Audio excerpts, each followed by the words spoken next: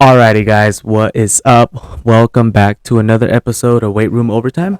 And sorry about that. And today we have a pretty important topic when it comes to, the type of work that I do in this podcast and this channel.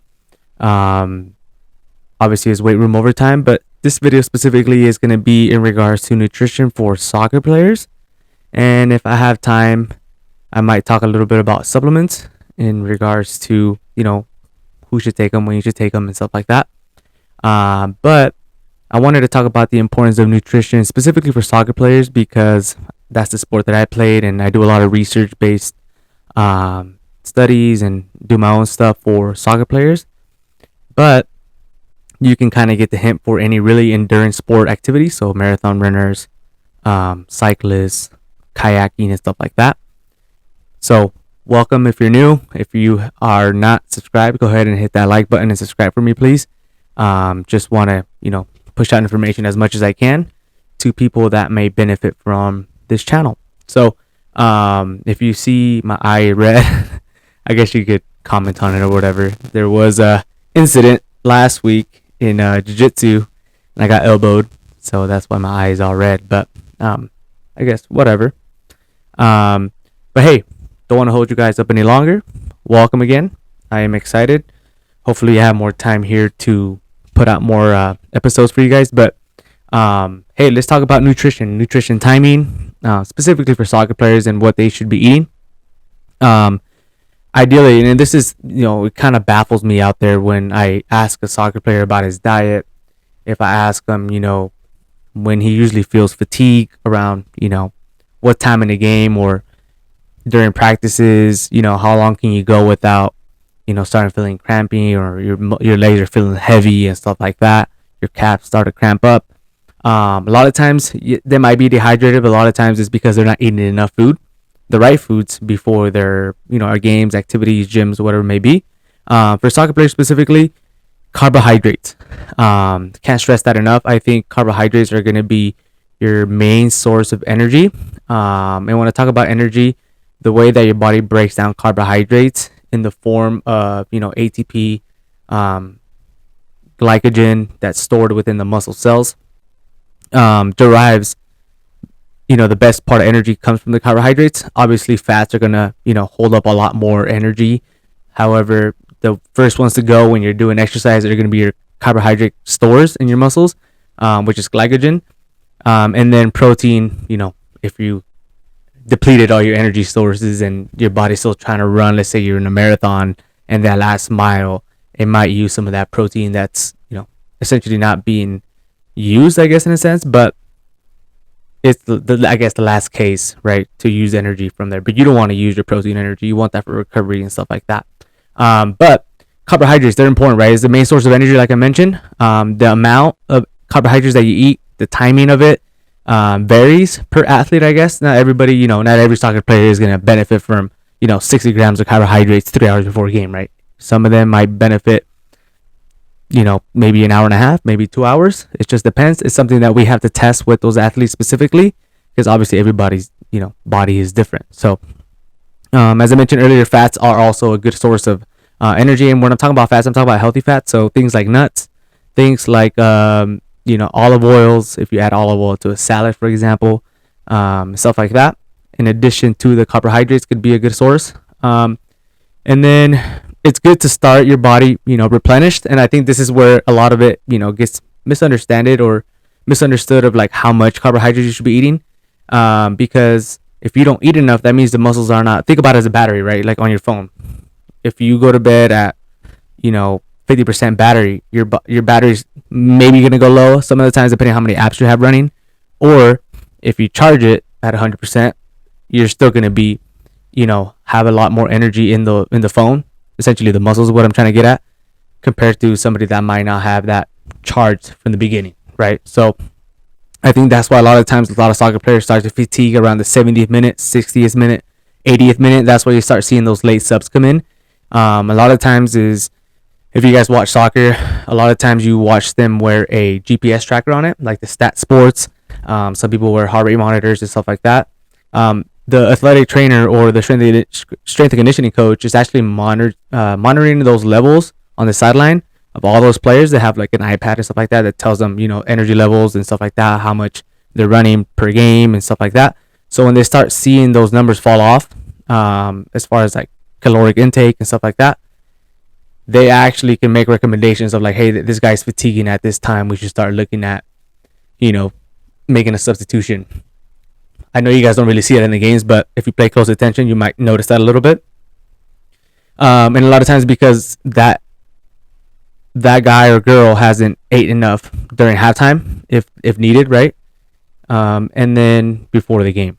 So the recommendation ideally for athletes should be about 6 to 10 grams of carbohydrates per kilogram of body weight, right? So you would just have to convert kilograms to pounds to be able to determine how many carbohydrates you should be eating. Obviously, height matters, weight matters and stuff like that.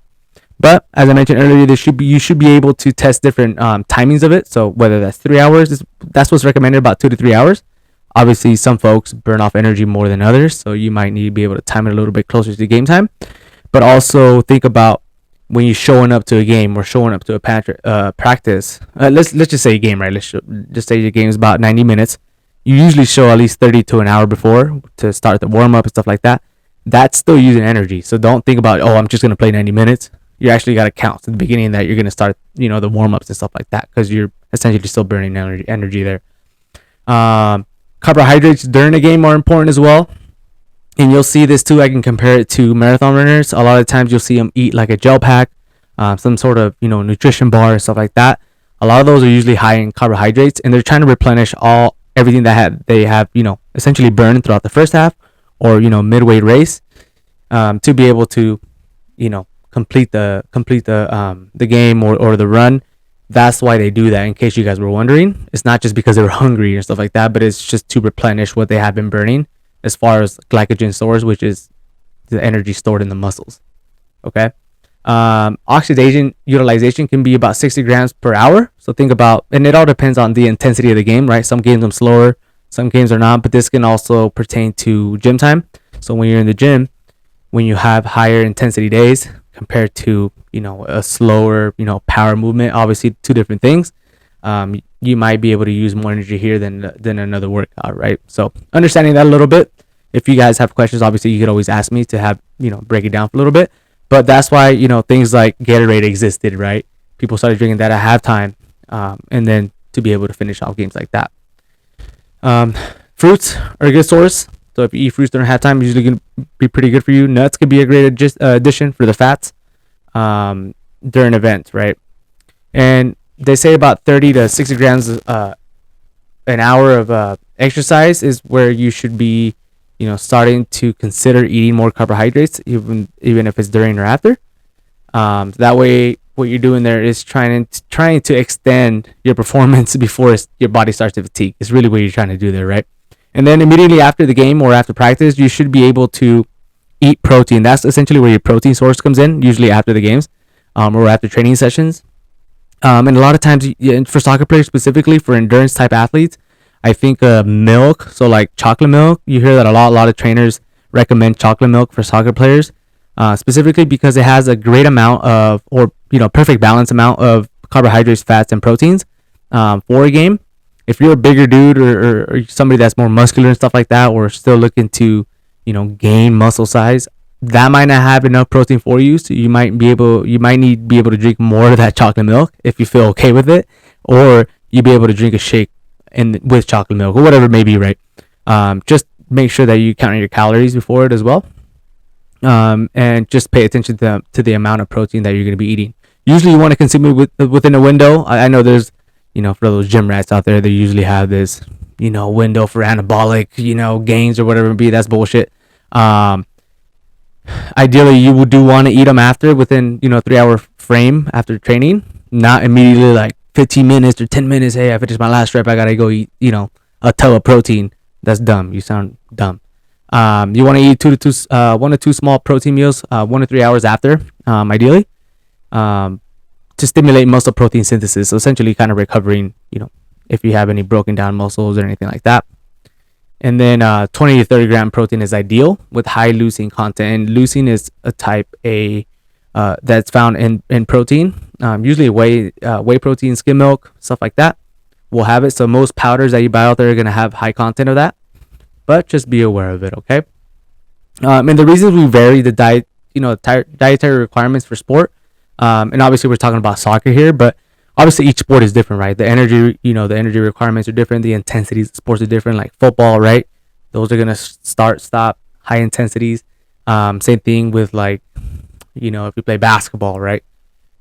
There's gonna be a lot of sprinting, a lot of running, a lot of jumping, a lot of power movements. So athletes with high intensities and that train like the competition, like sprinters, track athletes, and stuff like that, depend on carbohydrates, right, for fuels. So it's important to be able to manage how much carbohydrates you're going to eat before training sessions and games.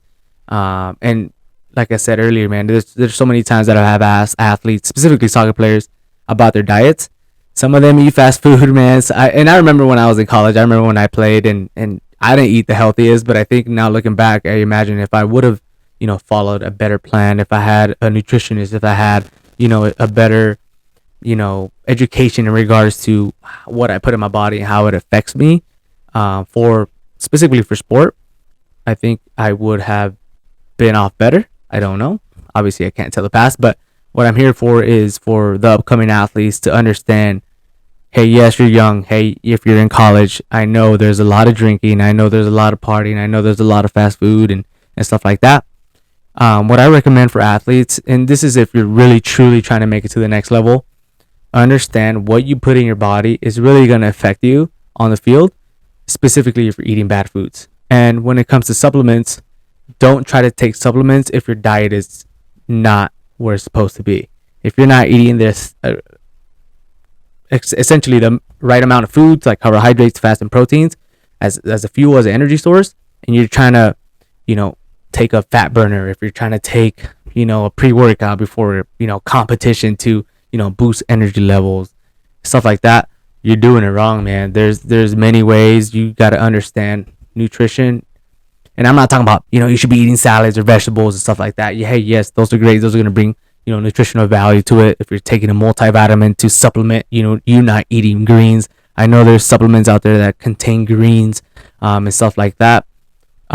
If everything else isn't in line, then you're basically just spending your money on something that's not going to work for you. Yeah, it might work a little bit, but longevity wise, your body's not going to produce, that energy for you to perform better or feel better. So that's what I'm trying to get at, right? So when it comes to supplements, specifically for athletes, I think, if you're in college, right, you might get tested. You might, if you're in the NCAA or plan on playing in the NCAA, understanding that there is a banned substance list. So understanding, some of these things that they sell over the counter or at GNC or anything like that online, doesn't mean it's safe to take if you're playing, in a conference that has a banned, drugs list or supplements.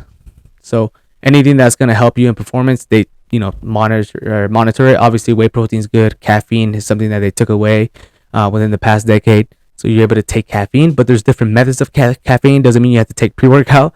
There's like, teas, there's coffee, there's powders, there's pills, just caffeine pills. And for high intensity athletes, that might be a good choice as well, along with, a proper nutrition and hydration, and understanding that your hydration also plays a role in it. So understanding if you do take supplements, if you do take, caffeine, obviously it's a diuretic. So understanding that you got to drink a lot of water. Same thing with creatine. If you guys are taking creatine, you got to drink a lot of water. You just got to be careful with creatine. Yes, there's been proven facts that it does, enhance performance. But it doesn't mean that you should be taking it. It really depends on your sport and your diet, as well as how much, body mass you're trying to gain, or if you're trying to, it is going to make you gain weight a little bit, obviously because you're drinking, retaining water, but it has proven to show, along with the training program, that it could have positive effects on your performance. But that was pretty quick, guys. I know tomorrow we have special guests, and I'm excited to interview them for you guys. This was just something quick because I think a lot of soccer players could benefit from information in regards to what they should be eating. Specifically, if you're in high school, if you're looking to play at the next level, tell you what, if you ain't Messi, if you I mean you could be a Messi, eating like shit, eating tacos, beer, whatever. You could be good on the pitch, but imagine how much better you could be, or how better you could feel on the field if you ate right and prepared your body right for a competition, right? When you get to a higher level, you do have nutritionists, you do have, strength and conditioning coaches essentially kind of building out a plan for you. But before that, you don't have that. So understanding that, hey, this could be a key to success for my performance on the field and in the weight room to be able to boost my, performance is what I'm getting at. So let me know in the comments what you guys think. Let me know if it's soccer players out there, what you guys' currently diet is. If you track your calories, like using MyFitnessPal, understanding how that works, and looking at your activity level at the end of the day, and then matching it to your caloric intake. So how much food you're eating versus how much calories you're actually burning. That's why it's good to wear a smartwatch, heart rate monitor while training and stuff like that. So at the end of the day, you can figure out, okay, I burned 1,300 calories today, and I ate, let's say, 2,000 calories, right? That might not be enough. You might be losing weight, and I don't think you want to do that unless the sport requires it, right? But that's just the tip of the iceberg. There's a lot of things I would like to talk about, but I don't want to bore you guys to death. But I think understanding this is a good topic for parents and for coaches and for athletes coming up right now that want to play at the next level. There's a lot of college coaches that listen to this podcast from actually a lot all over the country, looking at my podcast, analytics and stuff like that, even other countries. So there's people watching.